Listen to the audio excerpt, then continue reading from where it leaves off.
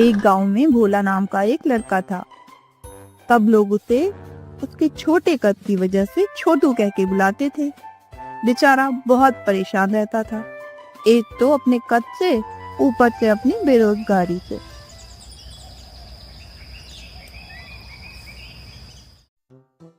एक सुबह छोटू सो रहा होता है। छोटू की माँ झाड़ू मार के उसे उठाती है। अरे नालायक, अब तो उठ जा, दोपहर होने को आई है। बाहर जा, काम धंधा ढूंढ।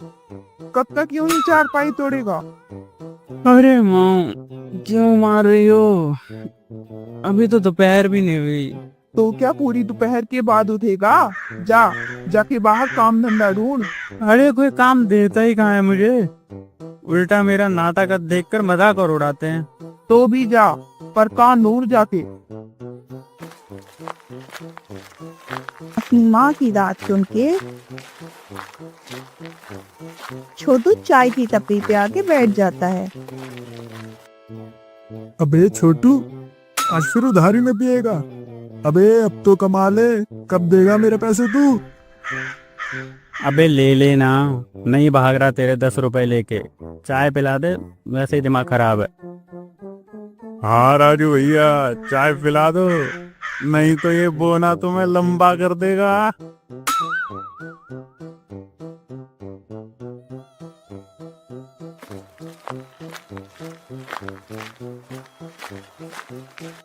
तभी छोटू का दोस्त चमन वहाँ आ जाता है।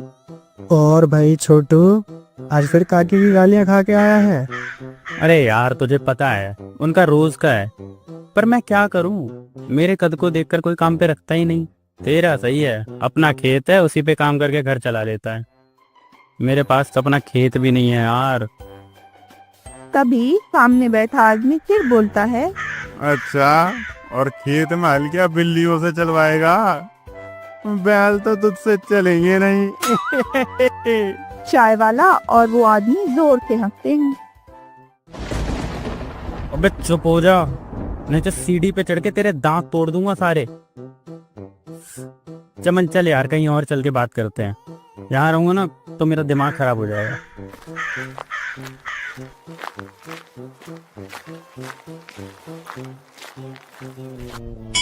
मेरे चाचा का गांव में एक बड़ा मकान है, पर अब ना वो शहर में रहते हैं। लेकिन यहाँ का ध्यान रखने के लिए उन्हें एक चौकीदार चाहिए। बता, करेगा? अबे पागल है क्या? मेरी हाइट देख के लगता है कि कोई मुझे चौकीदार रखेगा? अरे मैं फोन पे बात कर लूंगा ना उनसे, और तेरी हाइट नहीं बताऊंगा। महीने के 12,000 मिलेंगे, 12,000। कौन सा वो तुझे देखने आ रहे हैं कि तू लंबा है या छोटा? हाँ यार, बात तो सही कह रहा है तू। हर महीने तेरे खाते में तनख्वाह भेज दिया करेंगे वो। बस घर का ध्यान रखना है। छोटू सोचने लगता है। बता, बात करूं तेरी? और भी लोग हैं इस काम के लिए, पर तू मेरा दोस्त है, इसलिए सबसे पहले तुझे बता रहा हूँ। हाँ यार, बात कर ले चाचा जी से, मैं पक्का कर लूंगा। पर एक दिक्कत है, रात की शिफ्ट है, क्योंकि चाचा को मेरे लगता है कि सिर्फ रात में चोरियां होती हैं। अरे यार, पर मुझे तो रात में अकेले डर लगता है। चल चल, कोई नहीं, पैसे मिल रहे हैं तो मैं कर लूंगा।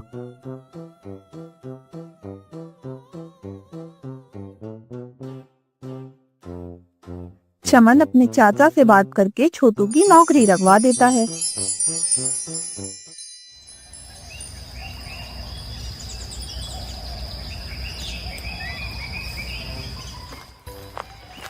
शाम को घर आते वक्त उसे रास्ते में चलते हुए सोने की एक अंगूठी पड़ी मिलती है।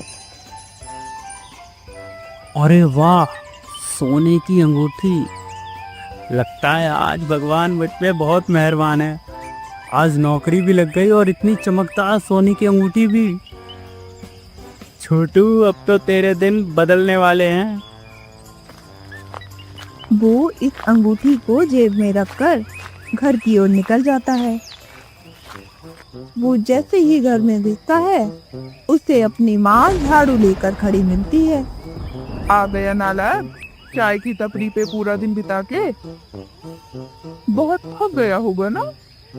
देखो माँ, अब मुझे नालायक मत कहो। अब मेरी नौकरी लग गई है। नौकरी? वो भी तेरी? हाँ माँ, सच्ची। अरे बस रात में घर की देखभाल करनी है। पूरे 12,000 मिलेंगे, 12,000। अरे मेरा बेटा, मुझे पता था किसी ना किसी काम का तो है ही तू। मैं तेरे लिए अभी रात का खाना बना देती हूँ, तो तुझे काम पे भी तो जाना है। देखो तो, नौकरी का सुनते इनका सुर ही बदल गया। चलो, अब इज्जत ही इज्जत है, और आराम का काम भी मिल गया।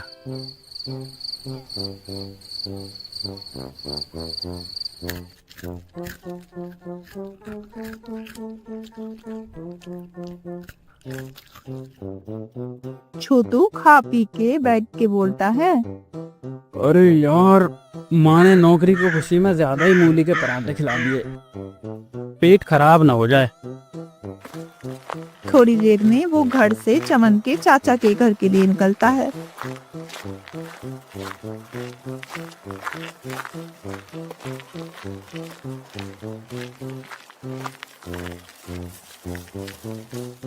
वहां पहुंच के बोलता है, अच्छा, तो ये है चाचा का घर। काफी बड़ा है। यार जो भी हो, अमीरों के घर की ठाट ही अलग होती है। अरे यार, मेरा पेट। आज के बाद ये पराठे नहीं खाऊंगा कभी। तभी लाइट चली जाती है। लो, इसे भी अभी जाना था। अब मोमबत्ती ढूंढनी पड़ेगी। उसी समय घर की एक खिड़की खुली देख के एक चोर अंदर घुस आता है और बोलता है, बड़े दिनों से इस घर पर नजर बनाए रखा था। आज तो पूरा साफ कर दूंगा। ये सारी बातें छोटू सुन लेता है और डर जाता है। अरे यार, अगर इससे लड़ने गया और इस पे चाकू हुआ तो ये तो मुझे और छोटा कर देगा। अरे छोड़ो, जिंदगी रही तो और नौकरी कर लूंगा। डर के मारे तुरंत एक अलमारी के पीछे जाके छुप जाता है और छुपते हुए उसकी जेब से सोने की अंगूठी निकल के वहीं गिर जाती है। चोर दबे पांव अंदर आता है। तभी उसकी नजर उस चमक रही नकली अंगूठी पर पड़ती है। अरे वाह, घर में घुसते ही लॉटरी लग गई। तभी उसके पेट से फिर आवाज आती है।